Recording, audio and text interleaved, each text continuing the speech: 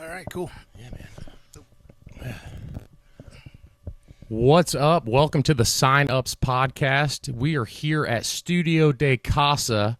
My name is Adam, and with me today, Mr. Will Moore. How's it going? How's it going?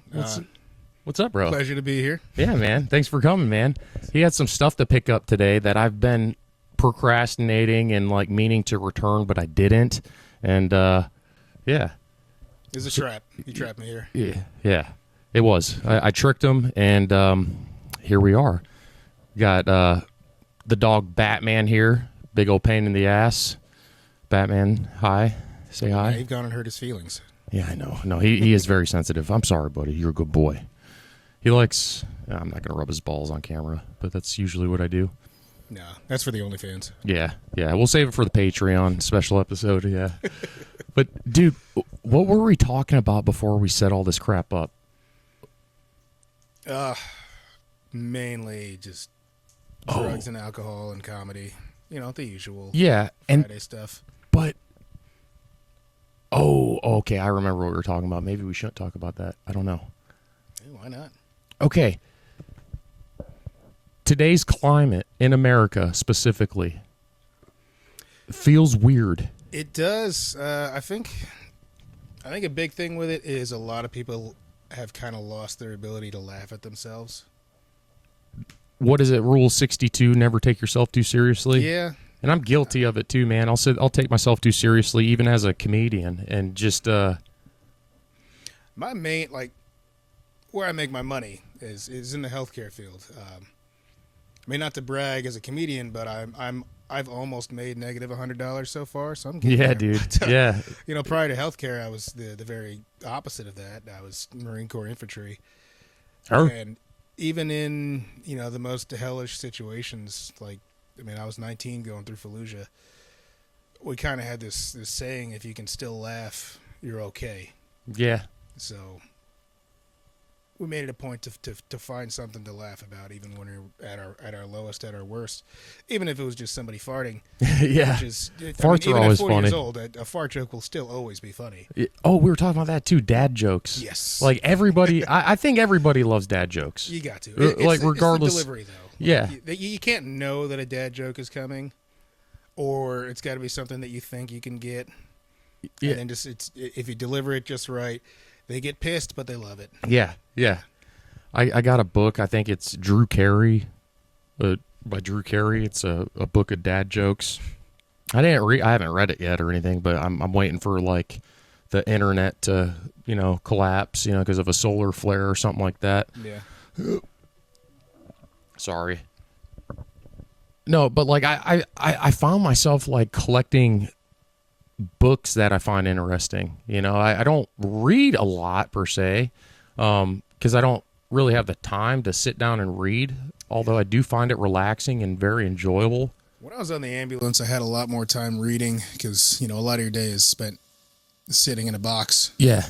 But, the job I'm working now is a lot more on your feet and constant. It pays a lot better. It's less work or fewer hours. This is like bicycle ambulance? No, it's kind of mobile healthcare stuff. We go from clinic to clinic. But, it pays a lot more money. Nice. It's nowhere near as rewarding. Uh-huh. Like I am, from being Marine Corps infantry to paramedic, I'm very used to being underpaid and overworked. And I kind of got the pace. opposite of that now, and it's kind of boring. Yeah. Like, I in the feel Garden that. of Eden, when they were like, "This is really great. I have everything I need. How can I fuck this up?" Yeah. You got to fight the urge. Do you think that's the thing that ties into no laughter? I feel like humor is being attacked. I feel like absolutely. a lot of things but it feels like it's outwardly being attacked and criticized and everybody is saying the wrong thing, and you offended me because you said this, and it's just like, well, a few years ago, you never would have thought you'd hear about a comedian being canceled for being offensive, or slap. Did it start with the Will Smith slap? That's the whole point. I think it was before that. Look at Kevin Hart, canceled from hosting the Oscars because he made a gay joke like 5 years before. Oh, I forgot about that. Yeah, dude, I totally forgot about that. It's it's insane. Like it's one thing if you know an administrator at a hospital is expressing views that make it very obvious that she's not going to be able to treat her staff or her patients with objectivity. That's one thing. Mm-hmm. However, if somebody whose job it is to be edgy and funny, you know, maybe they make a bad joke, maybe they take a risk, but like if you can't take a I've risk, made plenty of those. if you can't take a risk anymore, then society as a whole is not going to advance. Uh-huh. The entire advancement of society relies on people taking risks. Yeah, I agree. I mean, look at the Wright brothers. You know, yeah, it was for sure. probably you know pretty risky deciding to hop in a paper airplane and go gliding around the dunes. But I mean, it's the biggest risk now isn't injury or bankruptcy. It's Well, yeah, offending somebody. bankruptcy's common today. You know, everybody's. But I think Following for we're that. coming back around. I think people are stop being afraid to offend the Tylenol people. Yeah, yeah. I'm my parents took Tylenol. I'm a product of that, and yeah, it has to be. Dude, there's this new kid. He was on the podcast last night that we recorded in Wilmington. Chauncey's his name. He had this hilarious Tylenol bit that he did on stage, like hilarious. I feel like if you name your kid Chauncey, like you are ensuring that he will be a comedian. Yes, yes, dude. If he makes it out of middle school, he will be a comedian. Yeah, dude. The kid's a character. Like he looks like a Chauncey. Yeah. Yeah. He looks like a Chauncey. Dude, I pray that nothing happens. Like nothing crazy happens, but it just feels like everybody's trying to encourage in recent, you know, news, like with everything going on, like there's a lot has taken place in the month of September alone. It's hard to avoid saying, well, let's just get it over with, you know, because it feels like, you know, one side or the other is pushing. It does feel like something's going to happen, right? Pushing it's like for it. whatever's going to happen is going to happen. And if it does feel like it's out of our control. And I mean, the thing about it is everybody says, well, it's going to be over quickly. It's like, you know, the blue-haired libtards and blah, blah, blah, blah, blah. Yeah, I mean, true. But here's the thing. Like, we've been pissing in the world's cornflakes for about 150 years. The second we start to fracture internally, the wolves are moving in. I mean, they can have at least most of California, but the rest of it, no. Okay, Portland. You can have Portland. What do you think the new United States is going to be? Does this seem like it's like big? Obviously, it's bigger than us. You know, it's a political chess game. Yeah, but designed for people just to find like okay, say if you're on a dating app, you know, based on these things, you match based on these things. You know, I feel like that's what society's doing. Based on these disagreements, or you disagree with this, but he disagrees with this, you know, ideology. You guys, instead of trying to find common ground or like realize why, or once you guys do talk and find out how similar you actually are and how your heart is in the same place and you really have the same vision, it's just, and you think that this, you know, candidate is going to get that accomplished faster and take care of these people, and you're obviously looking out for the best interest of your family. Yeah. You and I being fathers, we look at our children and the future of them, and you know what we do as a society today affects what they have to deal with tomorrow, assuming Absolutely. that there is still, you know, this system of government that we've been used to. We don't, things are changing, man. It's weird. Like, and I'm sure every generation says that, like, oh my. It's easy to forget too that, I mean, the country has been here and worse before. Like in the 60s, Weather Underground, there were over a course of like 5 years, there was something like 300 bombings, you know, dozens of look up Weather Underground. I mean, there's still, I saw a thing on the news when I was at the gym today, there's still 70 American fugitives living in Cuba. It was on the news today because one of them just died of old age, who had murdered a New Jersey state trooper and then fled down there. Okay. So, I mean, the country has been very fractured before, but How I do think we, a lot of why we, how do we fix it? What's the, I don't know. I mean, like at some point, if two people hate each other enough, you just got to let them duke it out. But I don't think. I mean, it's hard to tell if there's coming back from that. yeah, On a national level. But I think a lot of what exacerbates it, what makes us feel it's worse than it's ever been, is because we could see it. You know, if there was the Oklahoma City bombing, horrible. yeah, it's awful. It wasn't live streamed and immediately in everybody's pocket on a device. The cell phone. With access to all of human knowledge. If you had a smartphone when you were in Iraq, do you think? I'm sure I would have been NJP to court-martialed several times. Like, just think of like finding porn would have been a lot easier. Yeah. I'm going to be honest with you there. But think of like just how, I don't know. It's hard to put the phone down. Mm-hmm. It's hard to be toxic, or it's hard to like cut the toxicity. You know, you don't even realize it. You know, my brain requires that dopamine dump, and I'm like, if I don't have it, I'm like, something's wrong. What is it? And then if I have it, then I'm miserable anyways. Yeah. But what helps, it does help to remember that you were fine before it. you're right. Yeah. You feel like you're. My kids don't you got no remember that. chance. I have a childhood to look back on. I'm like, oh yeah, like, yeah, we had a cable TV and a home phone. Yeah. And, you know, later on when I was, you know, maybe 12, we had dial up internet. Mm-hmm. But like, I mean, you tell them stories of your youth and they think you're insane. Like, what'd you do in the summer? It's like, well, there was like 2 other kids in my neighborhood. So I'd go out in the woods and figure out which berries would make me shit my pants Yep. and which ones Yeah. would be tasty. dude, I was eating crawdads out of the creek. Oh, yeah. Like I'd go in this like shit water creek, catch crawdads, start a fire on the bank, boil them up, you know. And like, I remember my buddy's sister coming out like to get her brother, like, hey, come on, we got to go. It's time for dinner. She's like, what the hell are you guys eating? That's disgusting. But we're like, dude, this tastes like lobster. Like, this is fantastic. Absolutely. Like, it was, There was a river, by my house. Like, I grew up in New Jersey, but the state bought all the land around my house and turned it into Green Acres property so nobody could develop. So I nice. grew up redneck in New Jersey. Yeah. In the summertime, I'd be out That'd be a after good special breakfast and name. come back when I got hungry. But at 12, I got a BB gun, and it kind of all went downhill from there. Yep. I could talk about this now because I'm sure the statute of limitations is passed up.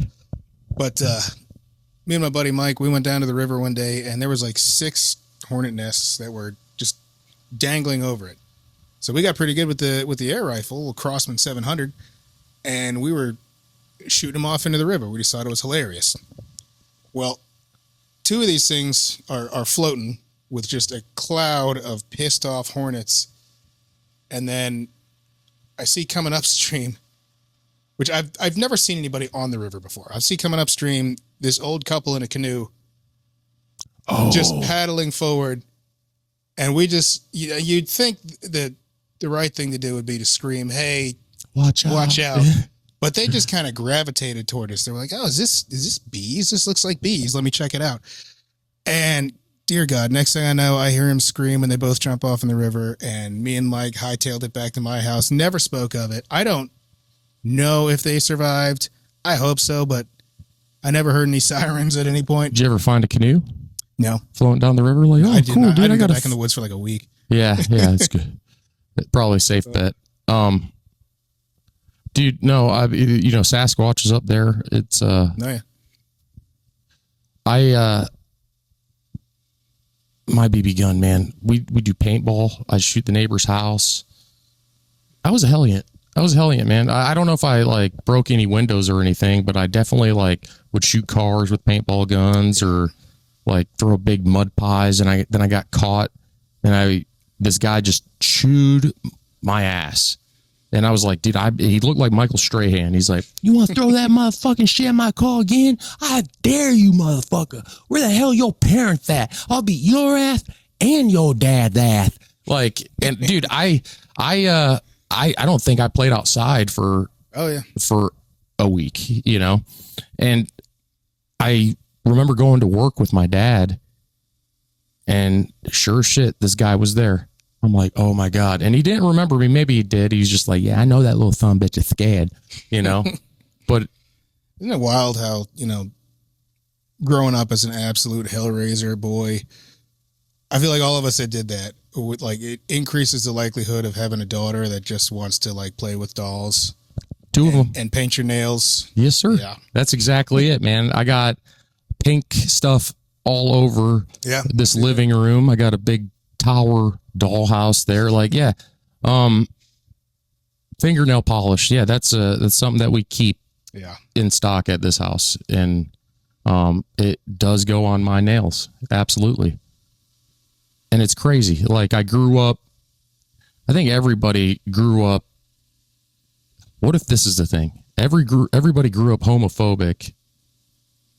Society's changed so much. No, I'm going to get canceled for even talking about this. That's the thing. Man. You can't talk about anything nowadays without getting canceled. Yeah, I mean, I was going to make a gay joke, but fuck it. Ah! That's it. That's a delivery. But I feel people are easing up on that. Like, yeah, when we were kids, society was a lot more homophobic. Like, yeah, it was, and that was messed up. I mean, you're gay. Yeah. Who cares? But like, if people are being canceled for saying, "Oh, that's gay," it's like you can't call it that. Like, it is a penis and a butthole. That is homosexual. That's what that is. Yeah, it's happy. You know? It's not saying it's bad. It's just pointing it out. Yeah. You know, I mean, and the argument, well, it's a threesome. It's like, it's still like. Me and you, I don't even make eye contact. No, not at all. Yeah, for real. Like, and is that intolerant of me to like not make eye contact? Yeah, you know what I mean? Am I the homophobe for that? I think it's just I would immediately go flaccid, regardless of whatever else was going on. I'm shy anyway, dude. Like, I need to be. But watch Kill Tony, and I'll tell that story. If I get pulled for Kill Tony, I'll tell that story. Yeah. But not on this podcast. My kids might be watching. I hope they don't watch this. Kids, I love you, but please just go to the next video. You guys don't need to watch this garbage. All right? I love you. Oh, do your homework, okay? All right.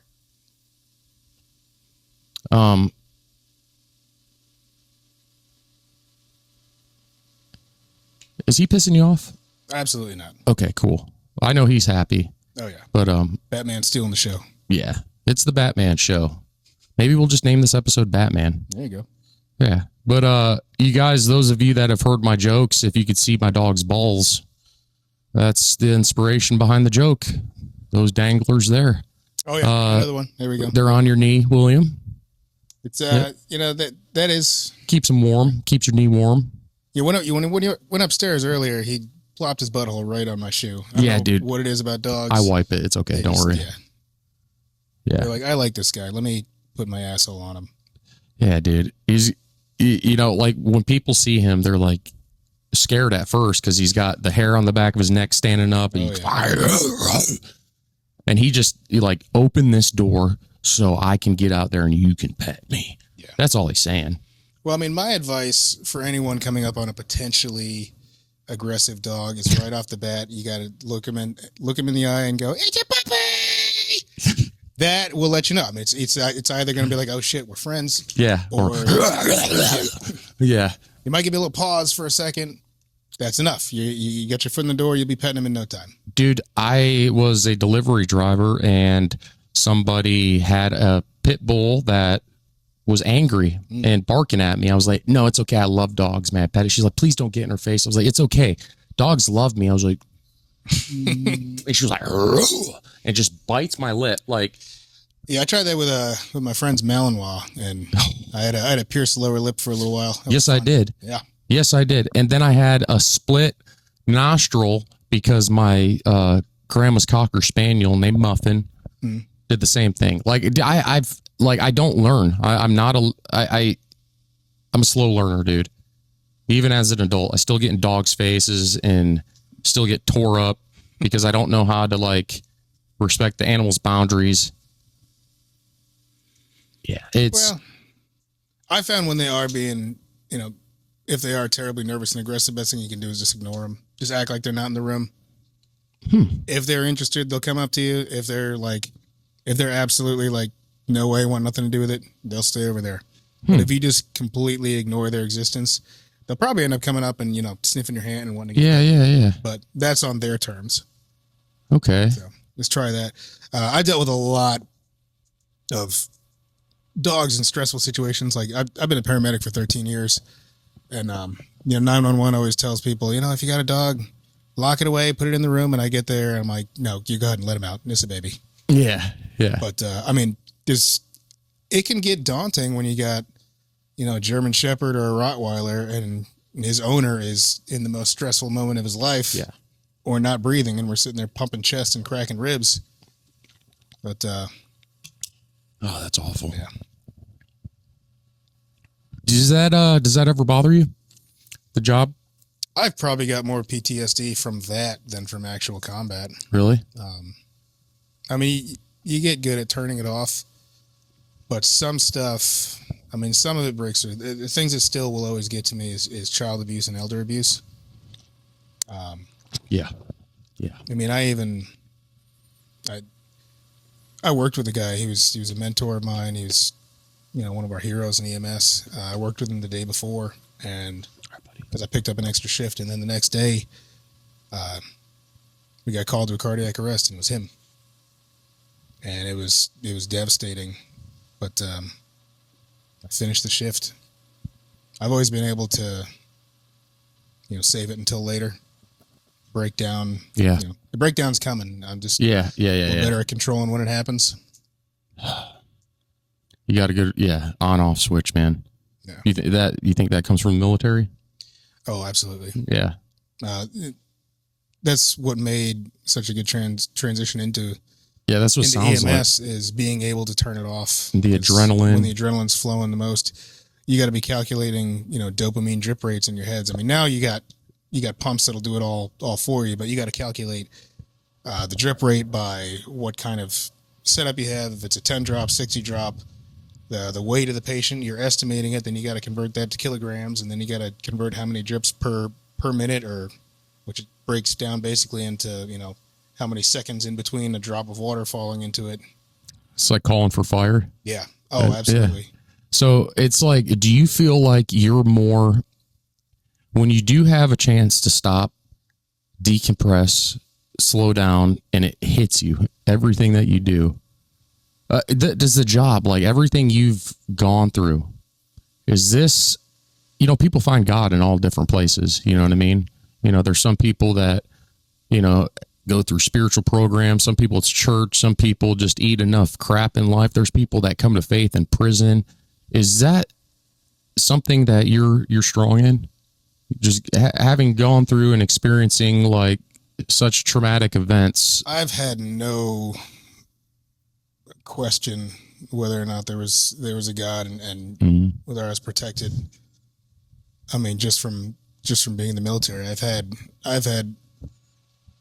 RPGs and mortars explode from me to the laptop there, and the first time it knocked me back about 10 feet, hit me into a wall, and I look up at the wall and the concrete. There's shrapnel everywhere and not a scratch.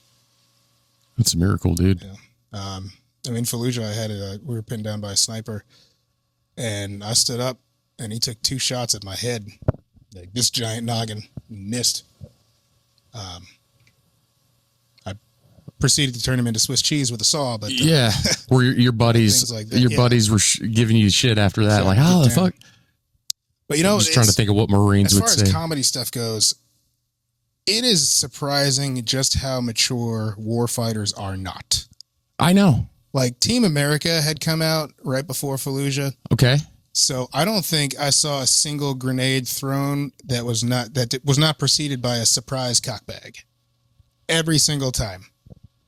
My last deployment, we took fire almost every day, and one of them we finally, set up an ambush for where we knew they'd probably pop up and ambush us, and it was beautiful. We just totally shattered them, and we stood up and did one of the "This is Sparta's."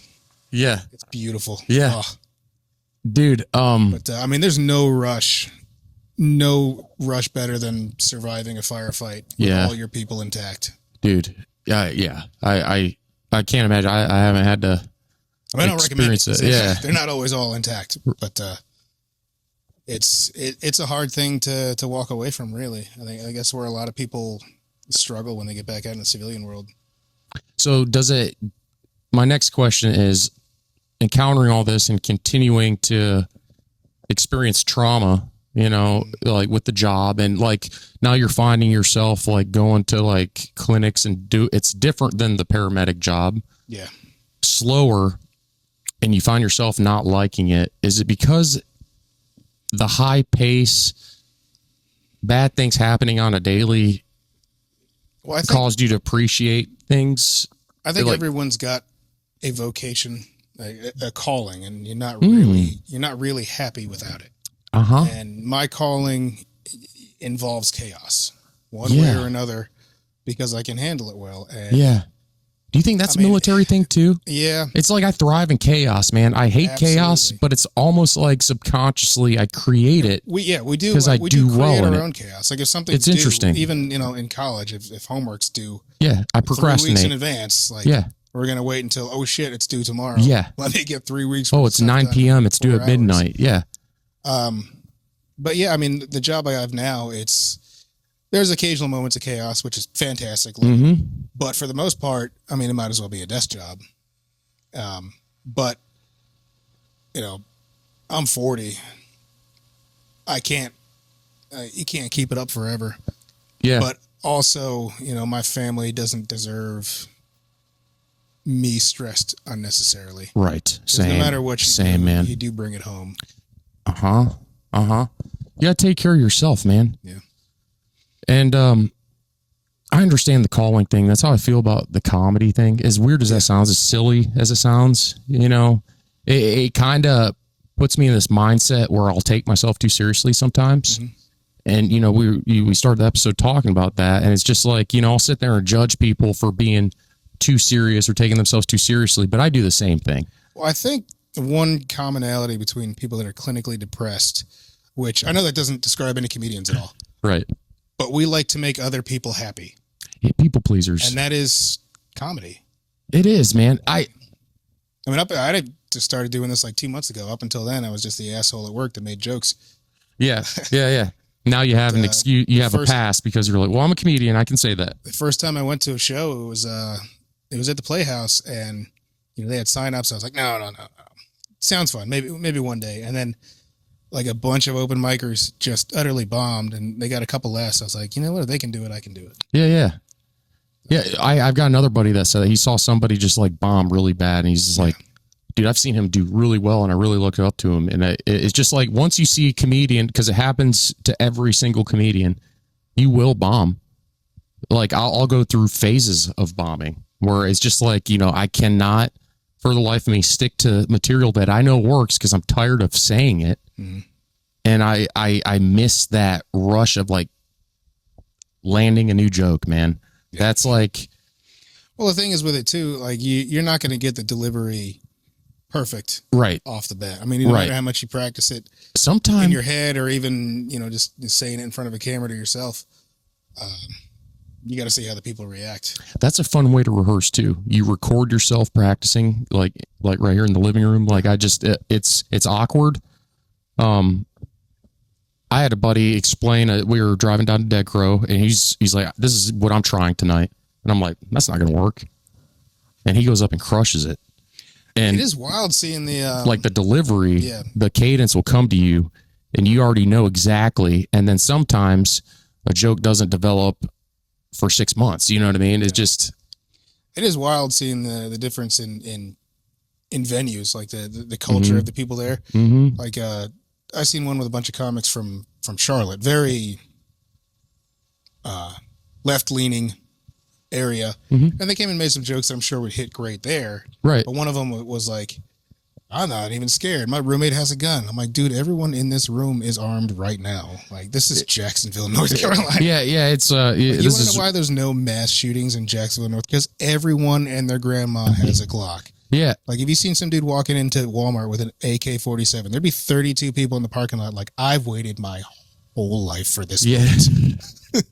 Yeah, there'd be a lot of Kyle Rittenhouses ready to show up and just be a part of something. You know what I People mean? would be mad. They'd be like, damn it, I just left that Walmart. Which is, yeah, I know. Which is scary. Which is scary. But for the dude trying to do a mass shooting. Like, you know what I mean? It's just like, I still believe an armed society is a polite society. Like, remember the knockout game that was big a couple years ago? You don't do that if you're going to assume that Meemaw over there has a pistol. People only do that dumb stuff when they assume that their victim is not able to fight back. Right. Yeah, I think it's just, I mean, not open carry everywhere. That's just weird, but like, right. I think it's better when you can assume everyone can take care of themselves. I think that's what we're heading back to. Yeah. To tie up like the conversation we started with, is just like, I think that's what it's leaning to. Like, it's going to be like family versus family. You know, you might have a few families tied together, and I think it's like slowly going back to where I think things are going to become more primitive. Yeah. I don't think we're going to rely as heavily on technology. Well, that's going to be the first thing to go. I think. Yeah, it is. I mean, if war kicked off right now, if missiles hit New York right now, but then again, we would just have cell phones down. Yeah, but then again, you got Ukrainians that are like streaming firefights and all that. So it's like maybe I don't know. Like I guess I'm just Starlink, so, you know. Nice. I'm just expressing fears. Yeah. Just because like it is in a place that I haven't experienced before. But then again, you know, I can't just say it's all negative. It's also positive. There's a Jesus revolution happening right now that I've never seen. You still have organized religion, which, you know, maybe not something I necessarily subscribe to. The message is, I subscribe to the message, which is Jesus. It all points to that, coming together, being a community. You know, while society's telling us to separate and identify differences, the other side is come together based on our differences because we're scared of them. We're scared of the climate. And it's just like, well, the it argument could be bad, but there's also, dude, I also see something very inspiring and very positive and very, just, I think the arguments that are just so tired, you know, Christianity's responsible for this, that, and that. Yeah, there's always going to be evil people, false prophets. Ever since the beginning of time. Yeah, man. But it's hard to argue that like a society with typical Judeo-Christian values is not nicer and better. I mean, because it becomes a competition to who can outdo the other person. Like, okay, well, we're going to start wearing suits on Sundays, you know, and then it's like that mentality of keeping up with the Joneses. And it does. Like, human beings, I don't think that the religion is bad. I think we make it bad. Yeah. You know what I mean? Well, I mean, there's the golden rule, of course, but I think if you break that down even further, everybody, especially every society that believes that every human being is made in the image of God, is better. Because if you genuinely believe that and accept that, that's why racism is bad. Yeah, absolutely. If you ask somebody, why is racism bad, without somebody that's a-religious, why is it bad? It's like, well, it's because, you know, people were oppressed. Okay, well, why is that bad? And eventually it breaks down to because we're human, because we're equal, because that's how we're made by our creator. That's right. So it's funny seeing people kind of come to that conclusion if you just, you know, use the Socratic method and ask them enough questions, but then they still have that cognitive dissonance of like, oh, no, the whole God thing is silly. Like, I know. You'll get to it. I'll pray for you. That's right. They will get to it. Like, I had a conversation with someone that I prayed for this conversation. Like, it was weird, and I didn't know it would happen last night on the drive home. You know what I mean? And normally I would get frustrated with this person. Like, I don't know how, after everything you've been through, how do you not to subscribe to this idea that, you know, that God sent his son, which we're all his children, but like, you know, this this idea that like organized religion even said he wasn't who he was. The people that he surrounded himself with still had doubts that he was who he was. Yep. You know what I mean? It's normal to experience doubt, you know, but that's where the devil wants you. That's where the devil wants you so he can do his work. You know what I mean? But Yep. like, Well, we're improved by overcoming obstacles, like just physically, spiritually. So there's got to be obstacles. Some people just there have has to be, obstacles. because you will not. I have not. This relationship I'm having with God right now, if I haven't gone through the bullshit that I've gone through in my life, even this past year, dude, life's been rough, man. Life's been rough. Not always. You know, when it's opened up to you, you kind of look back at many moments in your past and be like, how did I not See that. see that? How did I think this way? At Dude, that yeah. time? And it doesn't make sense. Yeah, and I'm just like, But it's, forgive me for thinking Yeah. that way. Forgive me for not making that. Like, it's just like I see, but that's taken a while, and I've had to eat a lot of shit in between. mm-hmm. So like my friend said, I don't know if I necessarily do, but I want to. I was like, Yeah.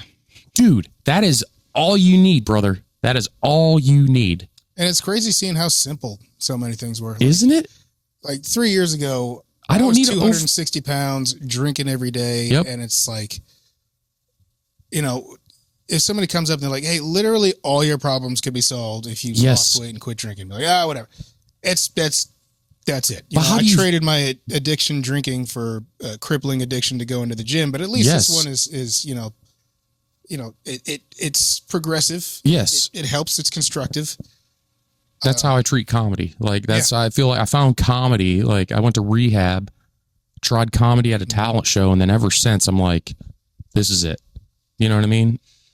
Well, AA will tell you you never stop being an alcoholic. NA will tell you never stop being an addict. You just get sober. You get clean. But if you will recognize that you do have this vulnerability, Mm-hmm. that's how you avoid it. Mm-hmm. Like, I'm sure you probably quit drinking 100 times. Yeah. Before And I then could. eventually you tell yourself, like, all right, I'm probably fine now. I can do one or two. And then eventually you fall back into it. Absolutely. Every When you time. finally get sober, you look back and you're like, what an idiot. Yep. I pissed away so much of my life. Exactly. Like when my kids were that age, and like like I can't get that back. Yeah. Because I couldn't stop giving into this impulse of what I thought was normal. Some I was going to continue to do the rest of my life. Like, culturally in the Marine Corps, like we're surrounded by alcohol, man. It is part of the culture. We were founded like the Marine Corps. 165. We had a beer mid every night. Dude, it was founded in a tavern, the Ton Tavern. Like, of course. Like I remember, when I was an NCO, I would tell my superiors, I'm going to allow the junior Marines to drink, regardless if they're underage. They're under my watch. I'll ensure nothing bad happens. And if it does, I take responsibility. But they could take a bullet. I'm allowing them to drink. Really, I just wanted to drink too. You know what I mean? I wanted to have an excuse for them to see me drunk. I always had a drink in my hand. Always. We rationalize and, being in the healthcare field, and I know I act like quite a moron, but I've actually got a master's degree in public Do you health. really? Yeah. Wow. Impressive, man. It helps to understand how the physiology changes your thinking, Mm-hmm. especially when you have an addiction. Mm-hmm. Your body, You said a key word there, thinking. yeah, your body maintains a certain level of homeostasis, and when you become addicted to something, that means your body becomes the normal means with that stimulus, whatever it is. Mm-hmm. So if you That don't, becomes your baseline. if you don't Right. have it, you crave it. Like if when you quit smoking cigarettes, what is the best smell in the world? A cigarette. Next day, a cigarette. Mm-hmm. And you finally get it, and you're like, oh, I smell like shit again. Yeah. Yeah. When you're trying to lose weight, if you start craving stuff that would make you gain weight, that's your body telling you, good job, you are losing weight. Your body doesn't want to lose weight. Being a fatty is a survival mechanism. However, unlike 10,000 years ago, we're probably not going to go 3-4 days without a meal. Right. This is Jacksonville. You can't piss without hitting a Waffle House. Right. Right. But understanding that you will rationalize for what you want, but you know is bad for you. Yeah. Understanding that you will trick yourself. Yep. Helps you keep off it a lot. Yeah. That took me, you know this about me. I found AA and it wasn't, and that was, dude, that was, if it wasn't for AA, my relationship with God would not be what it is today. Yeah. And it is not perfect. I wouldn't even call it, I want it to be good. I think it's good, but I know it could be better. Yeah. But it's just like, I had like grown up my entire life with religion and I had barely scratched the surface. You know what I mean? That's something religion, if you're honest with something about something you're struggling with, like in church, and you expect grace in return, I think some people are surprised to find, not all people, and I pray not all people, but my personal case is just like you're faced with, one, I appreciate the honesty. I want to be held accountable. I think people, I need that accountability. You know what I mean? But like, no, maybe I was just too immature to accept the truth back then. AA's helped me be honest with myself, even when I don't want to be. The hardest part, I mean, I didn't end up going to meetings because I grew up in meetings. I remember my kids do too, man. My kids grew up in meetings, But I think the hardest part is admitting to yourself, no, you're not strong enough. That's right. It is. You'll never be strong enough without God. Dude, okay, this is my favorite acronym, PRIDE. Primary reason I die early.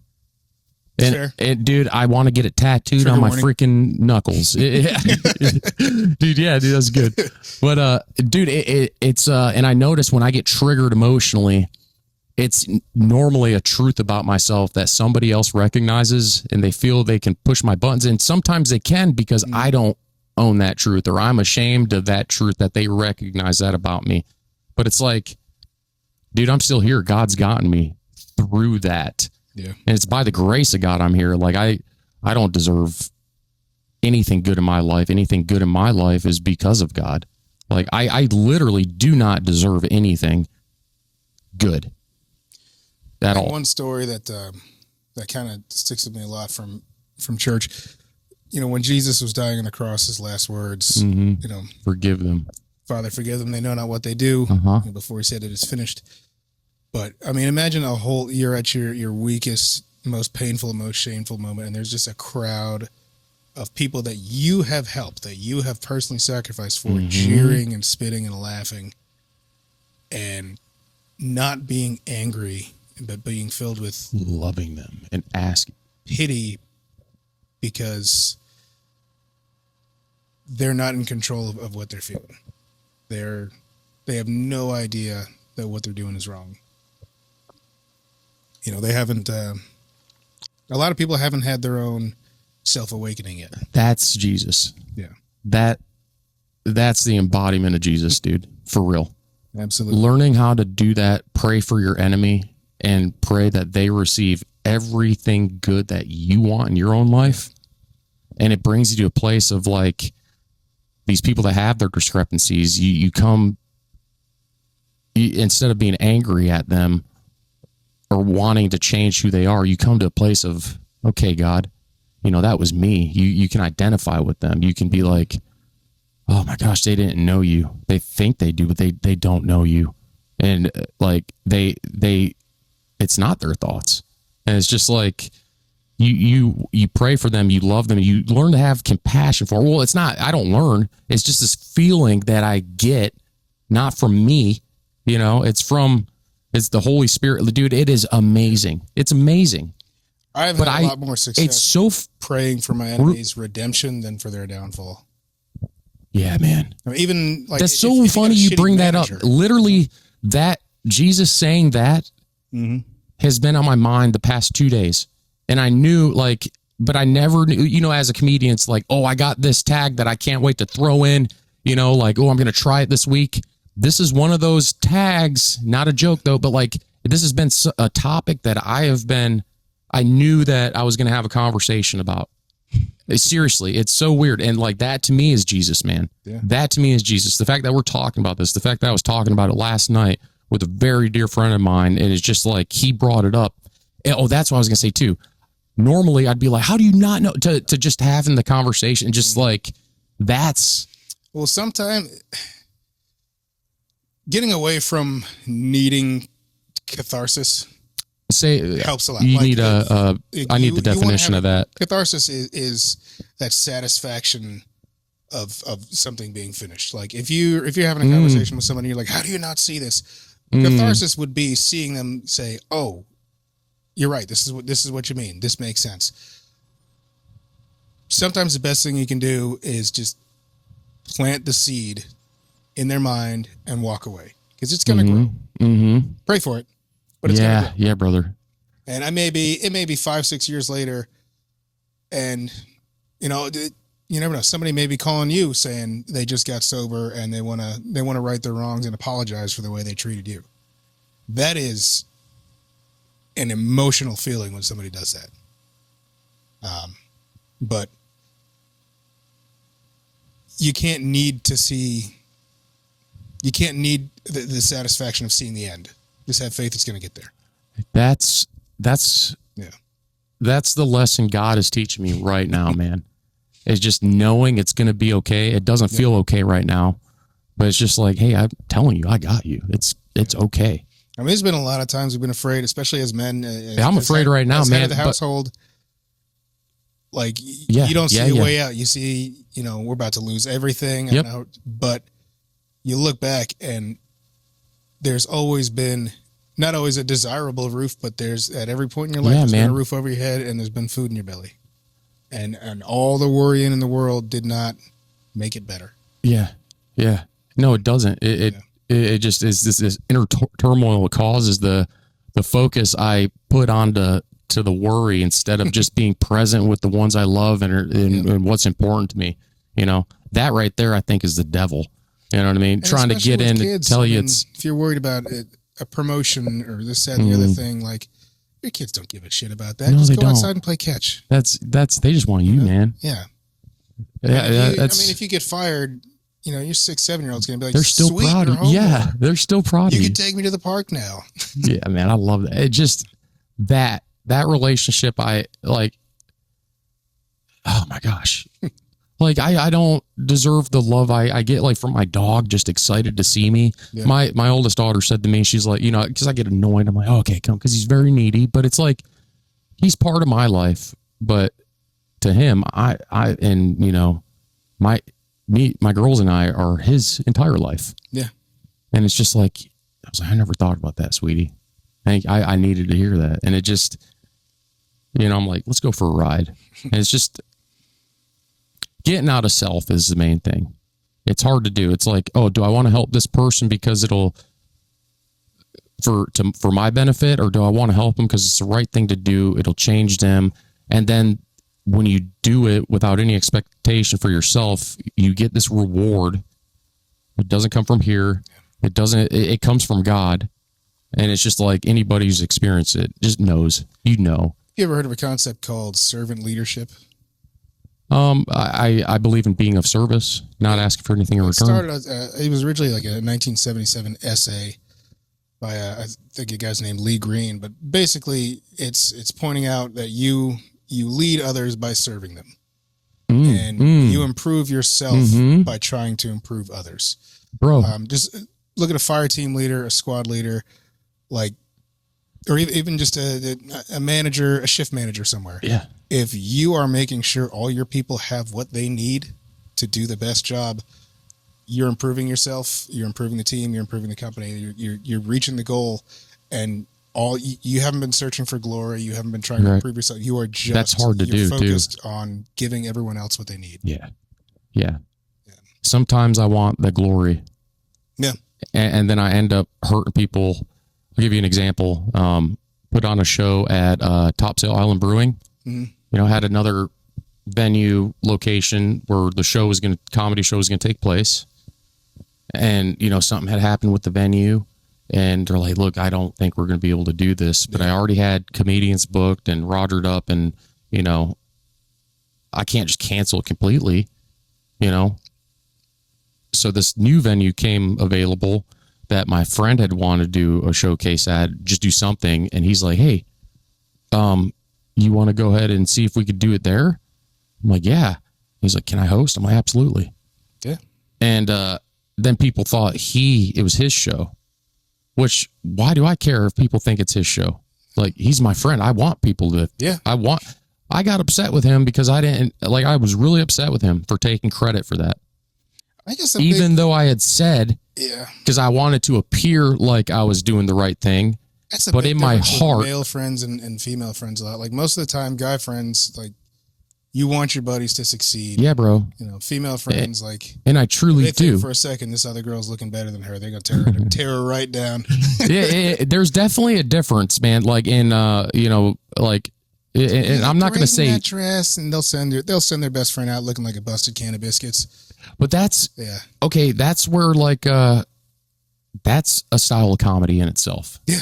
It might not be nice, honesty, but dude, it is brutal. It's just like, fine, bitch, you think you look good, go ahead. You know, like if a guy comes up and it's like, do I look fat in this? Be like, they're like, fuck yeah, dude. I only know 3 fat people, and you are 2 of them. Yeah, like, dude, yeah. Fuck you. Yeah, right, it's like, I'm fucking offended. It's like, yeah, lose some weight then, fat ass. You know what I mean? Like, dudes talk to each other. What do you think about my haircut? I think you look like Ellen DeGeneres. Like, that's offensive. Are you offended because you look like Ellen DeGeneres? Because you look like Ellen DeGeneres. Go comb your hair. Do something, dude.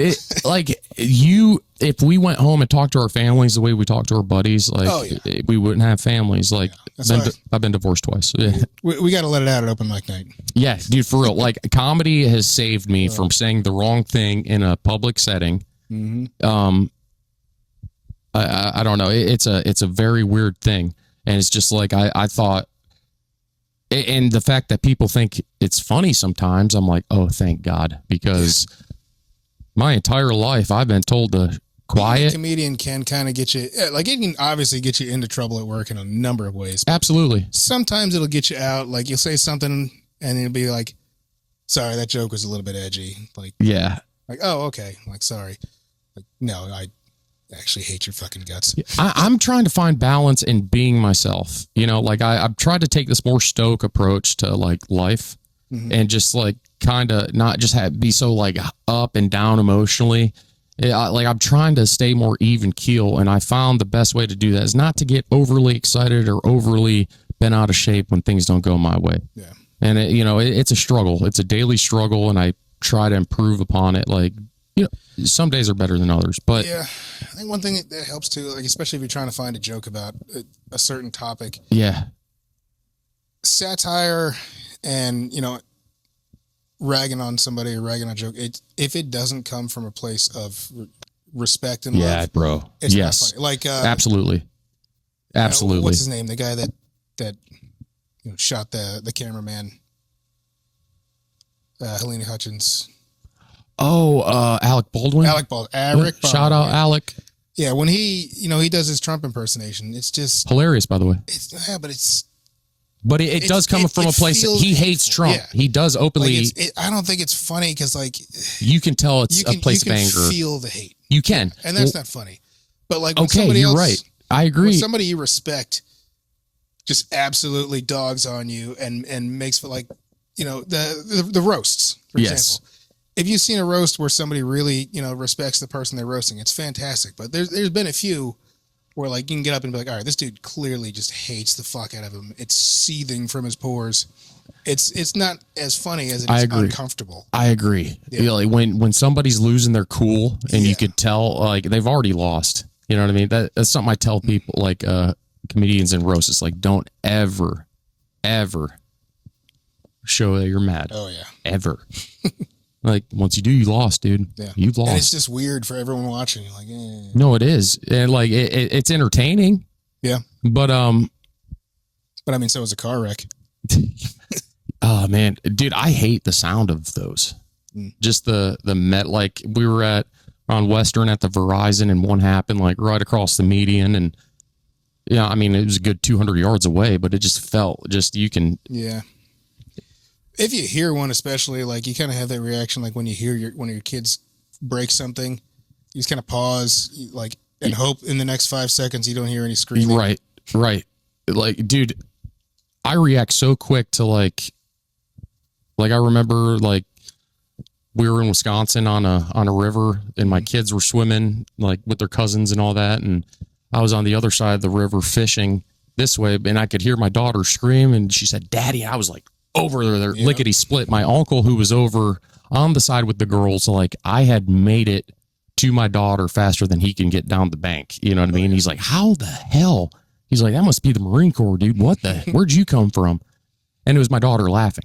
I'm like, "Oh, okay." Yeah. Like it was just, but like the hypervigilance, especially as a parent, it is how much adrenaline can dump into your system. Like when you hear a certain syllable or a tone from one of your kids, like that tone when they're actually really hurt, like it's a specific type of scream. Like whatever you're doing, stop. You could flip a Volkswagen just to get to them in the next 3 seconds. Yeah, bro. Like hasn't there been cases of like mothers lifting freaking cars to like they crazy shatter cool things, like shatter their discs and everything doing it, but you get the strength. It's basically, I mean, I used to work EMS in Wilson. Okay. PCP is huge there. Really? You get horribly injured doing the stuff they're doing, but dear God, like I had somebody my size on PCP. And this dude, I was kneeling. I was 250 at the time, kneeling on his left wrist, and he just lifted me to the roof of the ambulance like it was nothing. What the heck? Yeah, it's I mean, it's wild. I don't know how people get hooked on PCP. Like you hear about other drugs like cocaine, weed. Everybody's got a story. Like, it was the best time. Nobody has a good PCP story. No. Like nobody's like, oh my God, this last night was wild. I killed my whole family, and I don't remember it. Like I don't. You remember that old video of that guy standing on top of the train, reaching up, grabbing the power line, and just getting on PCP? But there's another story of these cops putting 6 rounds into a guy, and he was still just coming straight after him, just on PCP. Like that's, if zombies existed, it'd be because of PCP, I think. I don't know. I've never encountered anybody on PCP that I know of. It's wild. There's actually a pretty ghetto way to make it, and probably best not to discuss over the podcast. Yeah, we don't need to do that. Yeah. But I've encountered a lot of that. Wilson is insane. Like being a paramedic in Wilson, you will likely encounter more PCP encounters in a month, 2 months than most people will in 20 years. And you'll tell other medics that, and they don't believe you. Yeah, but like I kind of don't believe you, but I believe you. But like I just had no idea. Like dude, meth and heroin and fentanyl and all that crap, you just assume is everywhere now. So you're taught to be. Tell you what, though, with all the drugs, all the giant people I've had to tussle with at some point or another, I have never been punched in the face harder than I have by like a 92-year-old granny with a UTI. 85 pounds. They have God strength. They just hulk out. You get a UTI, they lose their minds. And the hardest part about it, too, is you can't, like, even just restraining them, you run a risk of injuring them because you can break a wrist. So you basically just got to get wailed on until you get to the hospital. Damn, and it's so much fun when you have a new medic or a new EMT riding in the back. And they're like, "Can you help out?" No, you got it, dude. Yeah. So you're doing great. You're fine. You're doing great, man. Just don't make eye contact. Yeah. Dude, you just turn the lights out on them like a bird and they kind of calm down. I think it'd be cool to have an old ambulance turned into like a camper or something. I think it'd be kind of neat. I've seen a bunch of those in Reno, and I don't know if it's as romantic as you think. Yeah. This would be better to just get a minivan. Not a whole lot of space to stand up. I mean, there's right. You gotta tear that stuff up. But I mean, it's good to take it camping somewhere. Yeah. I wouldn't recommend spending a whole lot of time in it. Really? It's a good apocalypse vehicle, though. Yeah. And if there's one thing I have learned from all the apocalypse and zombie movies is to just immediately go full Negan. What's that? Like we're getting Negan from The Walking Dead. The sword? Well, like we're getting there. That was the samurai swords. No, he was like the uber bad guy with a compound and harem, and so I don't know if I remember him. How do I?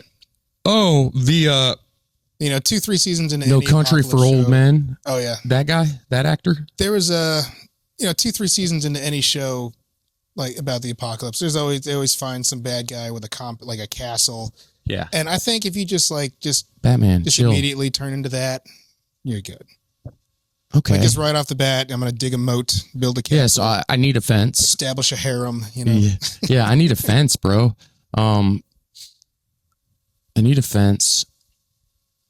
Well, your kids like start watching prepper shows, and it's like, "Well, Daddy, why don't we have a whole bunch of food stored up?" It's like, well, we have the neighbors have food stored up, Yeah. and we have guns, so we have food stored up. But that isn't that. Yes, I understand what that is. We'll deal with it later. That's a joke. Yeah, like Don't tell your teachers. yeah, that's a joke. All right, man. I think we're at an hour, bro. Well, I know. Oh, yeah. Time flies when you're having fun, kids dude. about to start getting home from school. That's right. And as always, guys, thank you for watching the Signups podcast. If you haven't or not already, please subscribe, share, like, turn on the notification bell. Smash the like button. Yeah, smash it. Batman teabags the like button all the time. Yeah, these things So- are wild back here. They are, dude. So if that's what you want to impressive. do is teabag the like button, we don't care as long as you push it. Share the show. If nobody's told you this today, you're worthy, you're valued, you're loved. Thank you. Oh, do you want to plug your social medias? Oh, Spartan Comic on Instagram. What am I? I got a TikTok somewhere. I think it's wander_more. Okay. I haven't done some stuff in a while with it, but Same, man. you know, it's fun sometimes. Yeah, it can be. It can be. All right. Thank you guys so much, man. Have a Check good them one. out. Follow them. All right. All right, cool. Thanks, bro. That was fun. Yeah, it's always awkward. It always